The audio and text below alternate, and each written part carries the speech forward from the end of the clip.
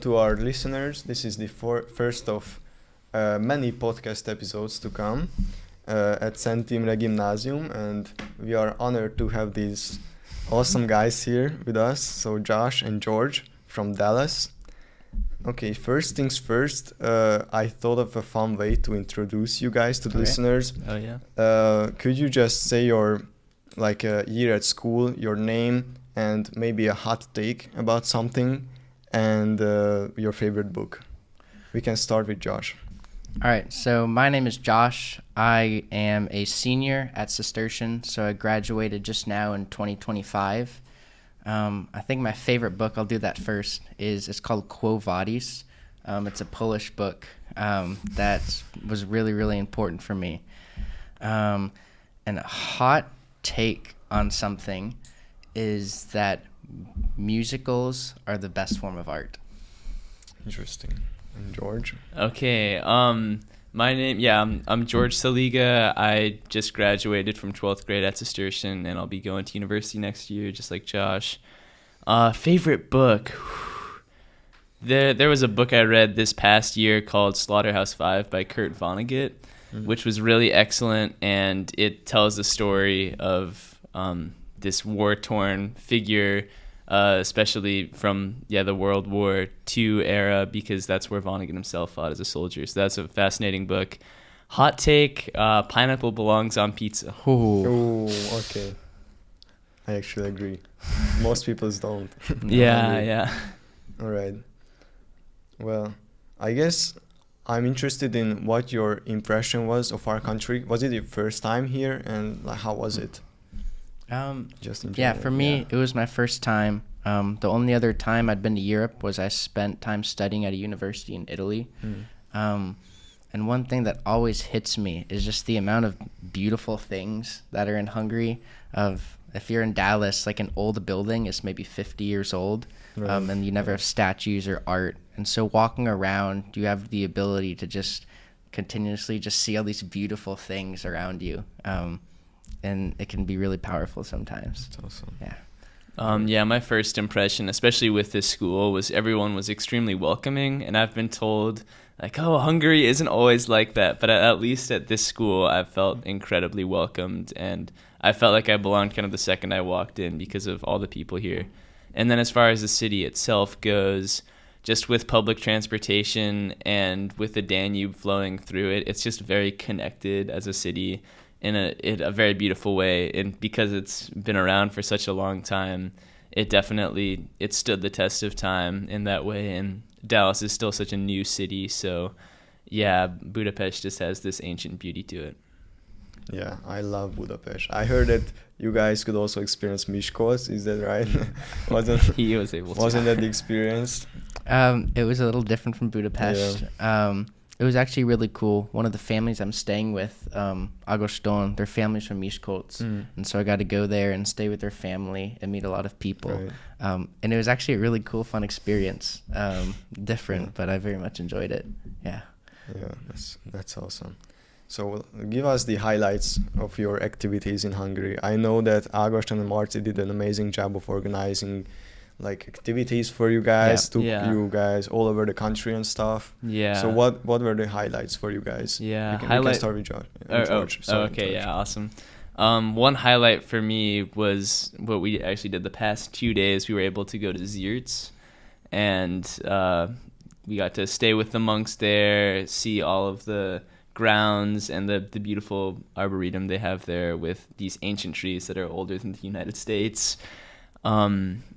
And it was just super cool to go to a place that we had talked about for so many years at Cistercian, seen so many pictures of, this is where Cistercian was initially started, where Our Lady of Dallas sprung from all these monks who left from Zierz.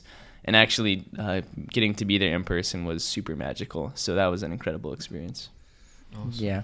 I think one of my favorite experiences, it's a little different. In Dallas, you're always driving everywhere. You never just go on walks or go for bikes. And I think my favorite experience might have been one day where we just left school, we went to a bakery, then went to Margaret Island, and then just went on a walk and talked for 2.5 hours.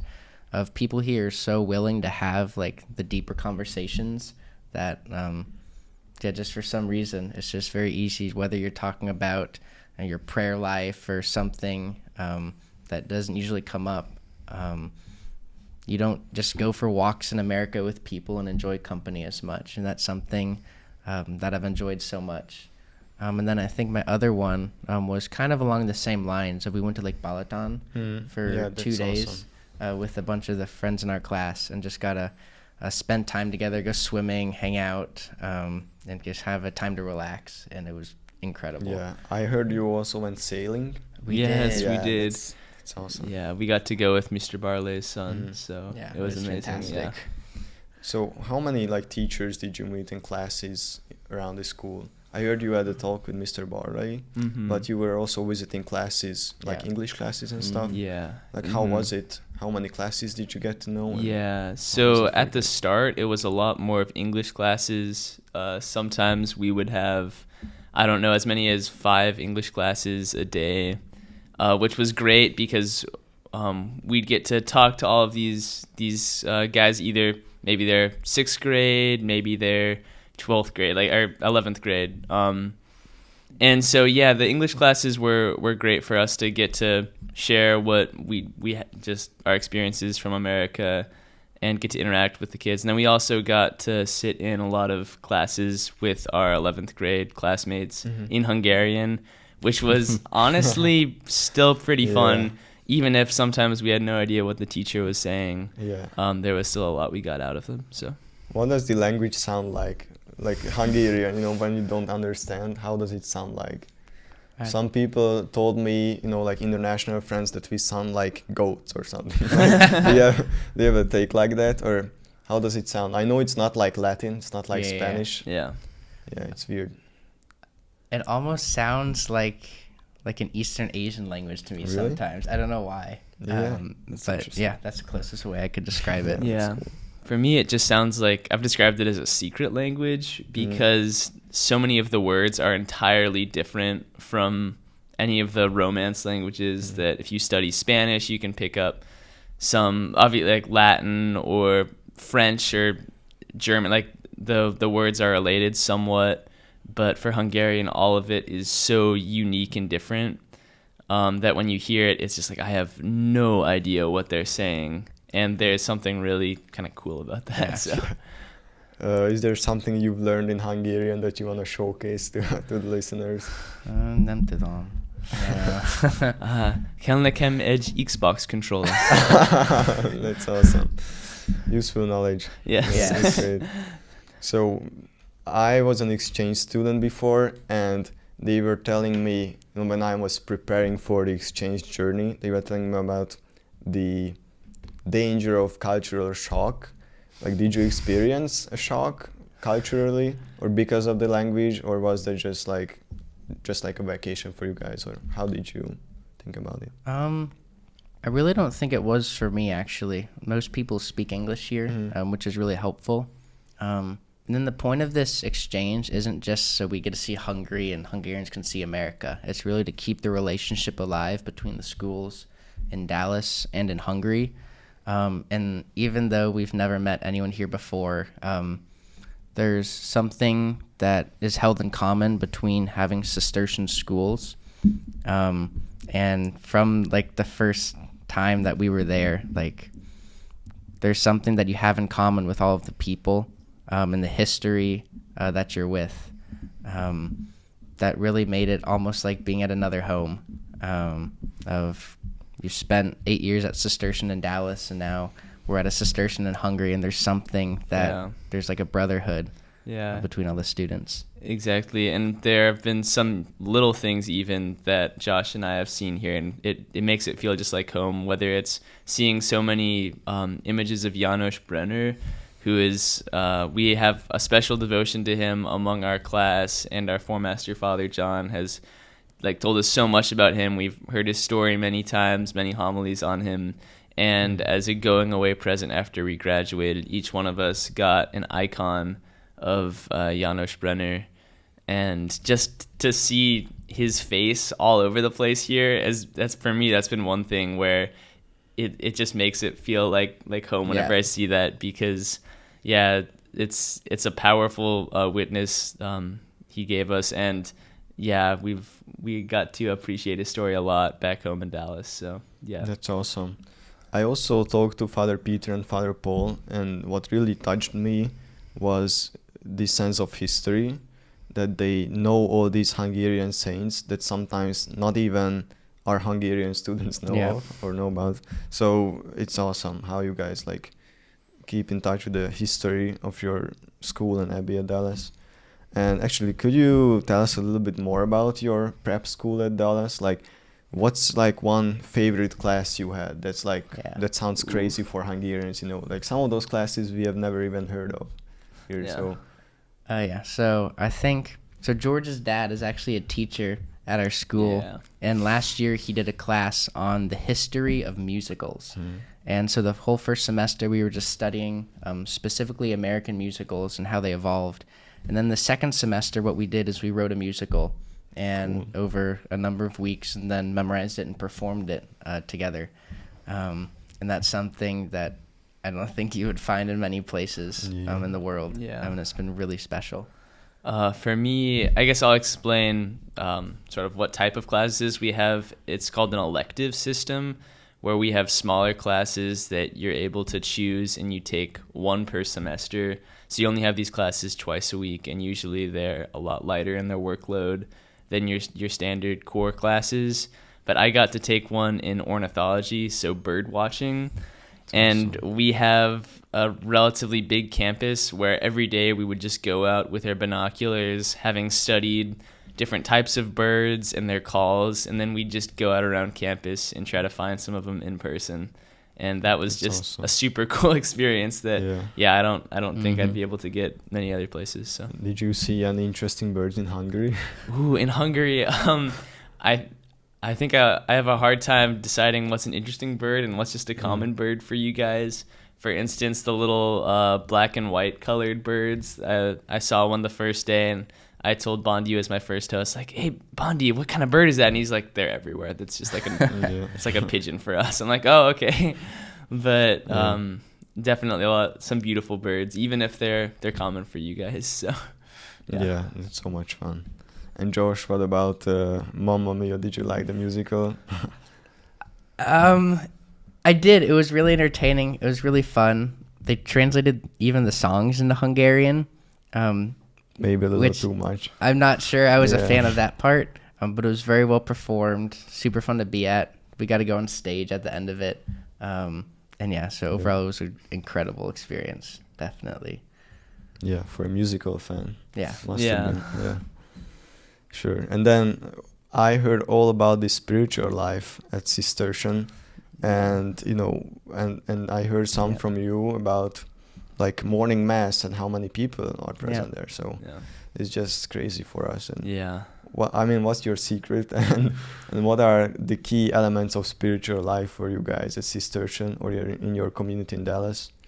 I think there's a lot of actually excitement among the young people about going to Mass and using the sacraments. And so I'm in a group I started a few years ago called Project Ezekiel. It's named after the part in Ezekiel where there's like a desert and then the river flows out and everything starts growing around it.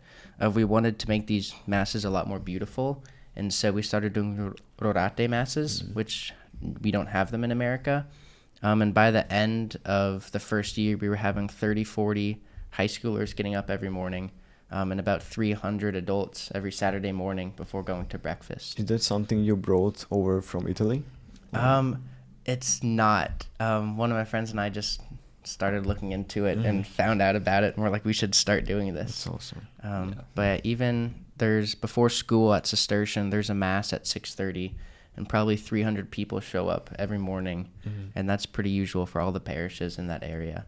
There are a lot of big families. I probably know 50 families that have more than 7 kids, it's not common in America, but in the place we live, it's very common. And we have the 34 monks, which are such a blessing to have, and they do so much for us. So we're just at a very fortunate place in time. Yeah. 6:30, that's early. Yeah. That's very early for me. Yeah. But another great thing we have had available to us at Cistercian is we have confession 3 days a week just at the school chapel. So it's crazy just how easy you can just get to school in the morning, maybe like 30 minutes beforehand, and you study a little bit for your math test that day, and then you just go up to the chapel and go to confession, and then you can go start your day, and it's just available there. So that's been one thing I discovered the past 2-3 years. Really, I hadn't done it at all my first few years, because the chapel there, it can be a little bit hidden if you want it to, but there's a lot that's available, and our Lord is always just present there, right in the hallway next to the freshman classrooms. So, and it's awesome. Like, even if you're not Catholic, which they're probably 30% of the students aren't Catholic at the Cistercian in Dallas, you're just living and being taught by these monks who are given their whole lives to Christ, who are living out their vocation so joyfully and so fully. Like, it's hard not to be touched and moved by seeing their example for 8 years and just wanting to serve you. And like, when they're educating you, they don't just want you to become like really, really smart and good academically, but they want you to become like spiritual men and holy men and virtuous men, which is a reason that even after you graduate, people will stay in touch for 10, 20, 30 years with all of their teachers, because the teachers and the monks, once you graduate, they don't see you as like, all right, we're never teaching you again. It's just the next step in, all right, we educated you with academics. Now, like, we want to continue educating you spiritually and with virtue. Spiritual fathers too, guys. Yeah, definitely. Yeah.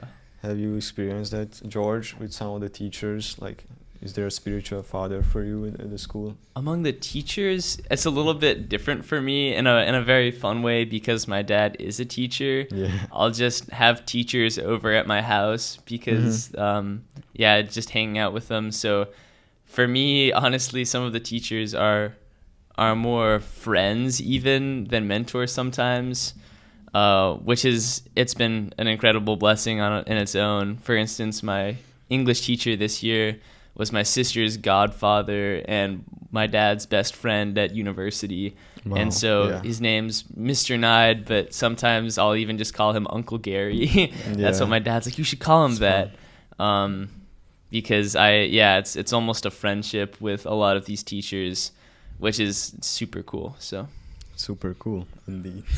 And for me, like, another huge part of American high school life is sports. And the fact that you get to do sports with your classmates and on campus, like at the school. So, like, what sports did you guys choose? And tell us a little bit about that, because I think that might be interesting to Hungarian listeners. So, I was able to play basketball and tennis throughout my time at Cistercian. And sports they're super fun and they're very intense in the U.S. So, I've graduated now, but if, let's say, I don't know, I was still going into 12th grade next year, and I would have to prepare for the sports season. Over the summer, you're going to workouts 3 days a week in the morning, and you have different games you're playing, and the off season is what it's called, and you're always working out before the season even starts. And then once it starts, you're practicing 5-6 days a week. And you have a few games each week, and they're against different schools in the area, and you always compete for Cistercian, as you're competing for the school against other schools. So we don't have any sports competitions between different classes, which at here those are like incredibly fun though. Part of me wishes we had something like that, but we do competitions in between schools. And it is really great. A lot of people find that's a way to step into their own confidence and, to make some good friends, because every day you're out on the sports field practicing with these guys. So, it's a great way to grow both physically and then as into a better person. So sports they're intense, but they're really good. So. And the way it works in the US is that you have a season, like tennis season. Yeah. Is it in the fall? Spring. And then it's just spring, right? And Yes. then winter is basketball season, right? And then fall is football season. Exactly. So that's like not at all how it works here. 'Cause then here, let's say you play soccer, and then it's soccer for like 10 years, or a year. So it's different. Yeah, and we have different, they're called 3-sport athletes. If you do a sport for each 3-month season, and then for those 3 months, it's like, oh, I'm just playing football, and that's like all I'm doing. And then you switch to, okay, now I'm just doing track and field. And people love it though, because you're able to shift focus to, you don't have to do the same thing all year, which some people, they love trying different things out too. So it's a good system. Yeah, and it makes the school a lot more unified, I think, of if you're school playing spirit, right? You're playing for a school. Well, and you'll have seniors or like 12th graders playing with 10th graders and 11th graders. Sure, and if you have a really good, even like a 9th grader, if he's really good at like football, he'll be playing with the 12th graders. And so you get a lot of like, like some of my best friends graduated last year or are still going to school this year, because you're not just with your class, you get to be with the whole school, which is awesome. You play tennis as well, right? I do, Well, I used to. Now you teach tennis? So I broke, about 3 years ago, I broke my back and my ankle pretty badly, and I can't play anymore. So now I get to teach. It allowed me to pursue my academics a lot more, and so I'm actually kind of grateful it happened. But it's life. Yeah, and I heard that there's like 40 kids in each class. Yeah. So, that's also another like great thing to get to know people. Like it's an opportunity, you can get to know everybody at the school, right? Yeah. Because like at St. Maria, we have like 900 people. Yeah. And just as you were saying, Josh, like getting to know people at sports teams can happen, but also at class maybe, or just in the hallway, because it's not that big of a school. Yeah, and we also, for me, a great way to get to meet all these people from different classes was at American football matches and at different school like parties or tournaments we would host. And for a lot of these, you'll have a majority of your student body, and for big dances, everyone's there. So you see all of these people. At first, you might just recognize them, but then you go make a little conversation with them, and then all of a sudden, you get to know them decently well, and then you see them at all of these events all of a sudden, and then every time you see them in the stands, you go and say like, oh, hey, how's it going? Even if they're 3 grades above you. So, it's awesome. And we really only have one hallway in our school. And so it's like your classroom's right next to the 10th graders, next to the 9th graders, next to the 8th graders. And so you're always in the exact same hallway and spending more time around each other. Is it like a one-level building? All the classrooms are on the top level, except the 12th grade classrooms, which are on the bottom level. So they get their own hallway. It's called the senior hallway. Ooh. Yeah. Wow, that's fun. Okay. Well, yeah. I guess we talked about your like favorite memories here. Like, is there something else you want to share? Like more of a spiritual memory? You went to Ziers, to the Abbey. You went to Page. You went to a lot of places. You don't have to share something like too deep if you don't want to, but just like one takeaway from this spiritual like exchange journey that you're bringing with you. Yeah. You want to go first? Give me like 5 seconds. Okay. No, I think one really, really important moment for me was we were in Page, and we were staying at the student hostel with some of the students, and one of them, I had a really good conversation with him the day before just about faith and vocation, like for hours just walking in the forest, and he came to me and was like, hey, like we're going to be praying together in the chapel at 10:15, and we'll be like playing music. Do you want to come?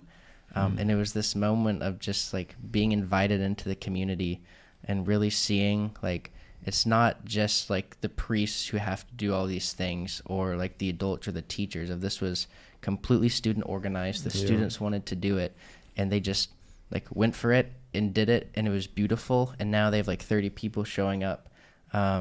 And it reminds me of John Paul II, or John Paul II. The first words he said when he became Pope was, do not be afraid. And it can probably be scary trying to start this like musical prayer group that you have in the chapel every week. But the students were just like, this is something we want to do. Let's go for it. Let's not be afraid to fail. And it was one of the most beautiful experiences I had here. Yeah, that's amazing. Yeah. So during my junior grade, Mm-hmm. I went to a retreat in Transylvania. Okay. And there were kids from like all Cistercian schools from That's awesome. Hungary, but like different schools as Yeah. well. But on the train, these guys from like Page, Yeah. they just started to play worship music. That's awesome. And just got their flutes and guitars out Yeah. and they were just playing, singing, and we joined. So those guys are amazing over there at Yeah. Page.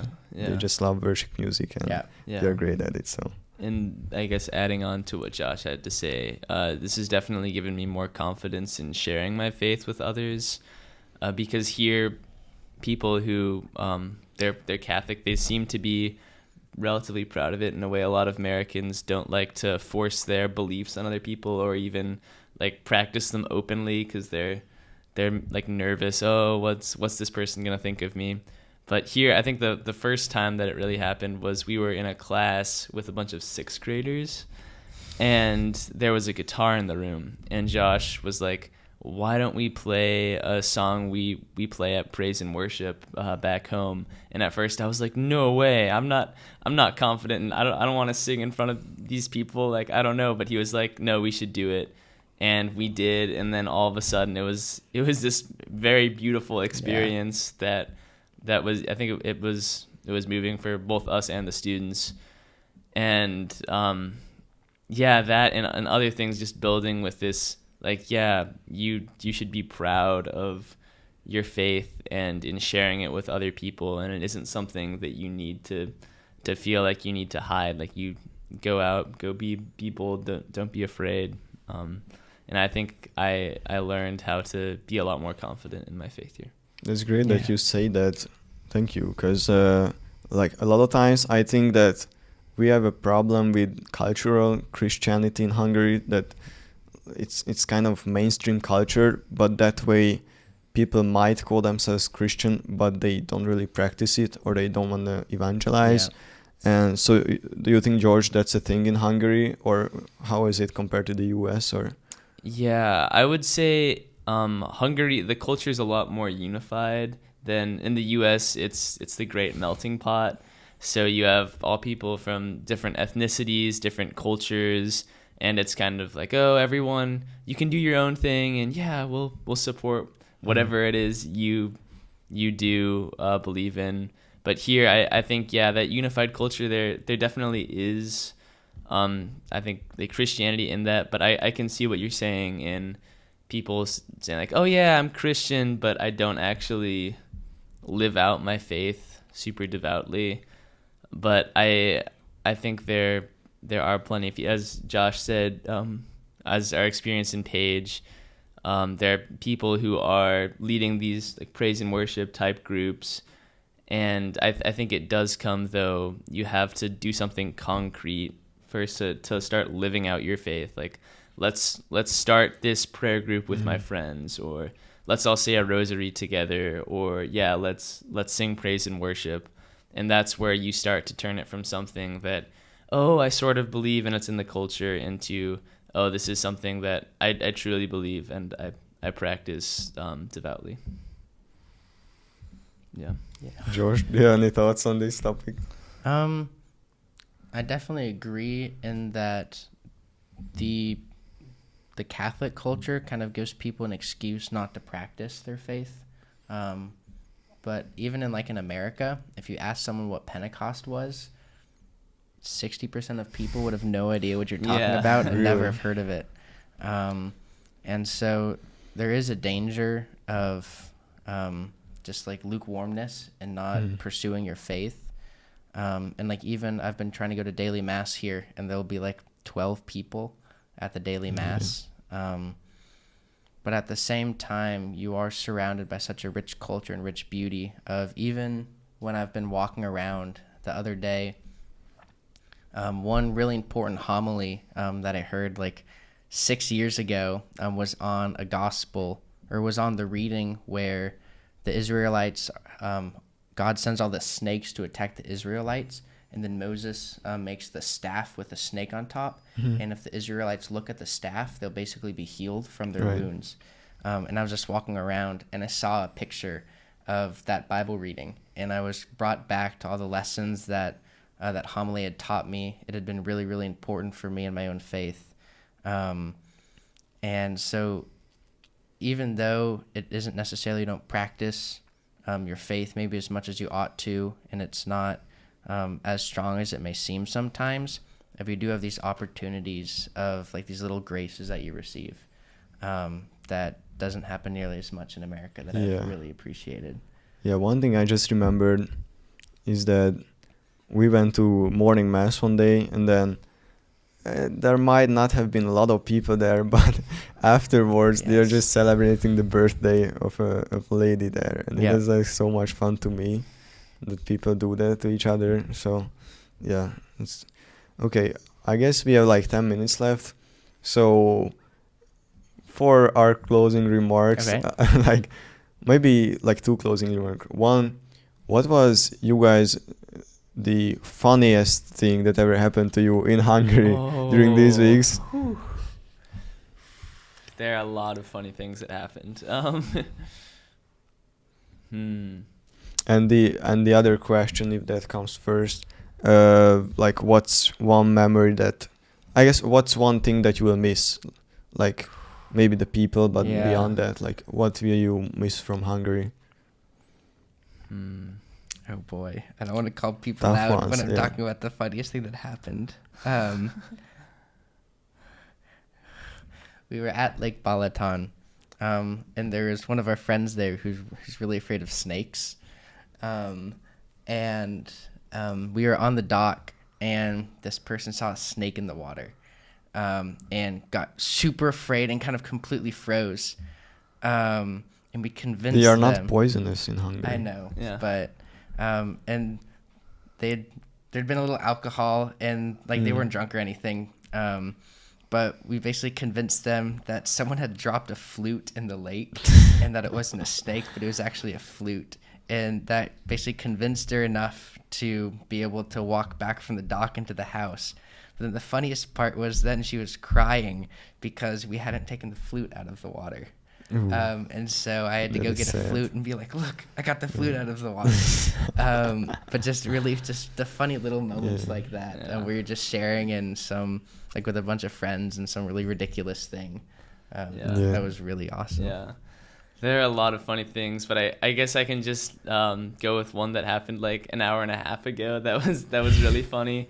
So I was at a coffee shop with a few friends just to say some last goodbyes. And I was talking, I'm not wearing it right now, I'll explain why in a second, but I usually am wearing this necklace, which has a St. George medal on it, and she was asking me, oh, so what's something you carry around that you think this is George, like that you carry with you? And I was like, oh, this necklace. And I was like, it's really, I always have, it always reminds me. And then I pulled it too hard and broke it. Oh, no. So now I'm not wearing that anymore. But that was a funny moment from today. I was like, this is, I always, what you were I used to always. Yeah. It's funny. Yeah. It's funny. Yeah. So, yeah, I guess like, what would you say to our listeners for, just what will you miss from Hungary, or maybe if you won't miss anything, just like what was like one thing you learned here about our culture, or what's the takeaway? Because I think it would be interesting for us to hear.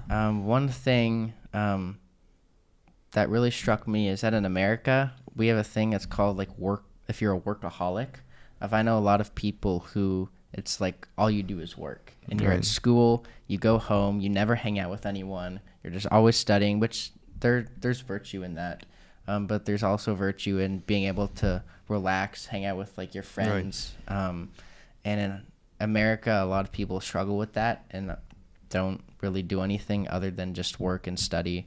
And it's been really awesome being here of like people care about their grades and their studies, but you also go to Lake Balaton on the weekend, and you also will go hang out with and get an ice cream with friends after school. And those things don't happen very much in America. And so like both the people that I'm spending time with, but also like getting more comfortable and falling in love with just like being in community with people, and not always being like, oh, I'm not working right now, like I'm falling behind. Just being like at peace with like, no, like community time is actually just as important, if not more important, than learning a new Excel function or something like that. Yeah, That's great. yeah, and I think I'm gonna miss. Just I felt like I was able to fully be myself around the people here, and I think I'll take that with me when I go back home. But especially after 8 years at the same school, which I absolutely love Cistercian, but 8 years is a long time to be at one place. And going here, totally new people, new culture, I was just able to, fully be myself. And then in turn, other people were their genuine selves. And that enabled this real like friendship with people that was more than the superficial, like, oh yeah, let's just go do something fun or make small talk.